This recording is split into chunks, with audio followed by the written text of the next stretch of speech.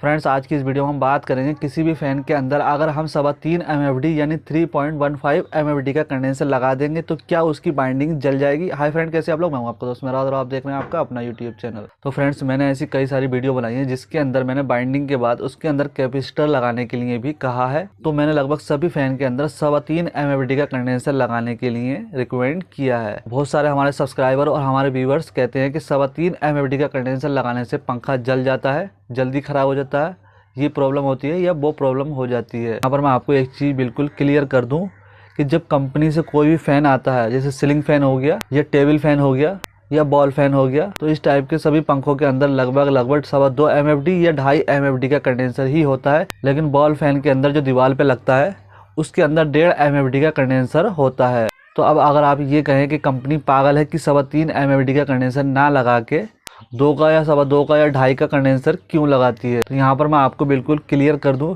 कि जो कंपनी की जो कोर होती है, जो पहली बार पंखा बनता है उसमें जो कोर यूज़ होती है वो कोर ठोस नहीं होती है, वो पत्ती के द्वारा बनाई जाती है। ये आपको भी पता होगा, पत्ती जोड़ जोड़ के वो कोर बनती है, इकट्ठी होती है। यानी जो कोर होती है उस कोर की हर पत्ती के ऊपर लेमिनेशन हुआ होता है, और एक लेयर नहीं बल्कि 2-2, 3-3 लेयर उस पर लेमिनेट होता है। अलग अलग तरह की कोटिंग उसके ऊपर होती है और वो बेहतर तरीके से तैयार की जाती है। और उसके बाद उस लेमिनेट हुई कोर को इकट्ठा किया जाता है और पूरी कोर तैयार की जाती है जितनी हमें ज़रूरत होती है।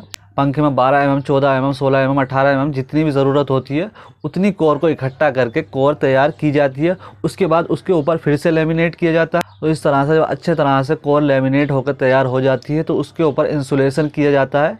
PVC इंसुलेशन अच्छी क्वालिटी का होता है, यानी F क्लास का होता है, ओरिजिनल F क्लास। उसके बाद कंपनी जो फ़ैन के अंदर वायर डालती है वो वायर भी एकदम ओरिजिनल कंपनी का होता है, यानी स्पेशल कंपनी अपने लिए वायर को तैयार करवाती है। अगर कंपनी एल्युमिनियम बाइंडिंग से भी फ़ैन बनाती है तो जो मार्केट में कॉपर मिलता है, नॉर्मल कॉपर, वो उस नॉर्मल कॉपर से कंपनी का एल्युमिनियम बेहतर होता है, यानी उसका इंसुलेशन और उसकी रेजिस्टेंस अच्छी होती है। क्योंकि वायर के अंदर जो मेन खेल होता है वो इंसुलेशन का होता है। इंसुलेशन जब अच्छा होता है तो लोकल वायर भी अच्छे से काम करता है। जैसे कि कंपनी का एल्युमिनियम बाइंडिंग से बना हुआ पंखा नॉर्मल कॉपर से बना हुए पंखे से बेहतर होता है। तो जब स्टेटर पहली बार बनता है तो उसकी कोर भी एकदम जेन्युइन होती है और उसके अंदर वायर भी एकदम जेन्युइन होता है, चाहे वो पंखा एल्युमिनियम का ही क्यों ना हो। तो जब पंखे के अंदर कोर भी अच्छी होती है और वायर भी अच्छा होता है, यानी सब कुछ अच्छा होता है, तो कंपनी उसके अंदर 2 MFD का या 2.5 MFD का या 2.25 MFD का कंडेंसर लगा देती है और उसकी स्पीड एकदम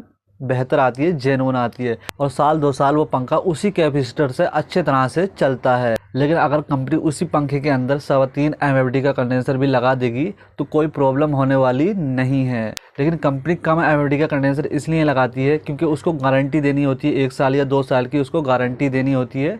तो गारंटी पीरियड में पंखा कम ख़राब हो तो इसलिए कैपेसिटर की वैल्यू कम कर देती है और उसकी क्वालिटी की वैल्यू अच्छी होती है। जो उसके अंदर मटेरियल लगता है उसकी वैल्यू ज़्यादा होती है, क्योंकि अगर कैपेसिटर की वैल्यू ज़्यादा होगी तो पंखा जल्दी ख़राब होने के चांस होते हैं, लेकिन इतनी जल्दी भी ख़राब नहीं होता। और वहीं हम जब पंखा काटने के बाद पंखे को दूसरी बार बनाते हैं, जब पंखा हम काटते हैं तो उसके अंदर जो कोर पे इंसुलेशन होता है वो इंसुलेशन चटक जाता है और वो छूटने लगता है हल्का हल्का। और जब हम कॉइल को स्टेटर से बाहर निकालते हैं तो जो कोर होती है उसके अंदर हल्का हल्का माइनर सा गैप आ जाता है, और जब कोरों के अंदर गैप आ जाता है हल्का हल्का तो स्टेटर की कैपेसिटी कम हो जाती है, वैल्यू कम हो जाती है, चाहे आप उसको माने या ना माने।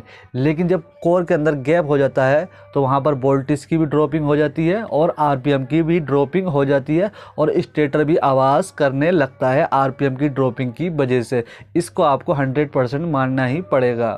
तो अब हम जब दूसरी बार स्टेटर बनाएंगे तो उसके अंदर जो हम डेटा डालते हैं सेम डेटा भी डाल देंगे, जैसे जितनी टर्नें निकली हैं उसके अंदर वही टर्नें हम निकाल के डालेंगे तो भी उसके अंदर अंतर आ जाएगा। क्योंकि कंपनी का वायर जेन्युइन था, आपका वायर जेन्युइन नहीं है, तो उसमें कहीं ना कहीं डिफरेंस आ जाता है। तो हम कभी कभी टर्नें बढ़ा देते हैं, कभी टर्नें कम कर देते हैं। हर मिस्त्री का बायोडाटा अलग होता है, हर मिस्त्री अपने अपने हिसाब से बनाता है, कोई 35 से बनाता है, कोई 36 से बनाता है।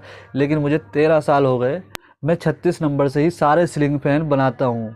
अगर किसी की कोर ज़्यादा मोटी है, यानी 18 mm का है या उससे ऊपर का है, तो उसके अंदर मैं 35 नंबर डालता हूँ। लेकिन टर्ने में वही डालता हूँ 12 के में, 14 के में, 16 के में, सभी में टर्नर में वही डालता हूँ जो मैंने पिछली वीडियो में बताया था। तो जब हम दूसरी बार किसी भी स्टेटर को बनाते हैं तो उसके अंदर वीकनेस जरूर आ जाती है, यानी उसके अंदर कमी जरूर आ जाती है। उसकी कोर के अंदर सारा मसला जो होता है वो कोर से होता है।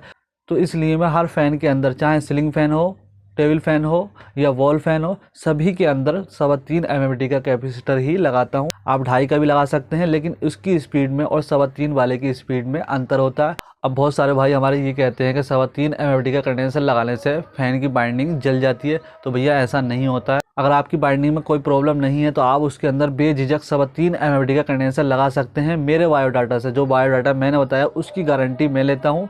मेरे बायोडाटा से 3.25 एमएफडी का कंडेंसर आप लगाएंगे तो आपके फैन के अंदर कोई भी प्रॉब्लम नहीं आएगी।